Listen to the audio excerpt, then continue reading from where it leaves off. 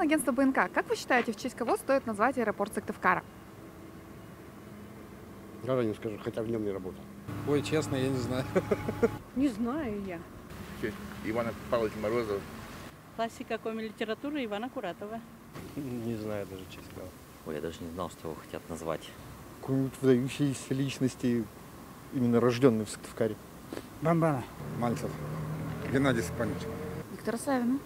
Например, Чернова, то он же у нас полезные ископаемые, здесь нашел и уголь, и нефть, и газ, все. Достойных личностей немало. Именно аэропорт я бы, например, лично назвала именем Бамбана Николая Кузьмича.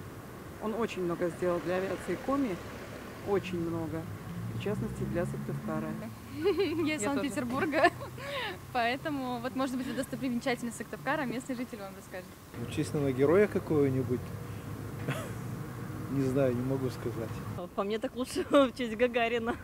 Наверное, Савин такой самый популярный, это коми-житель. Юрия Алексеевича. Потому что он, как-то не, вклад внес в республику Коми, в развитие. Я бы предпочтение отдал Юрию Алексеевичу Спиридонову. Да. Потому что в городе ни улицы его нету, ничего такого нету. Я бы отдал, конечно, ему. Я думаю, кто основал, я думаю, достоин, чтобы его имя как бы было увековечено. Основал что? Вот аэропорта. Кто строил его, чья была идея, понимаете? Кто был первым летчиком здесь, заслуженным. Я думаю, это было бы правильно.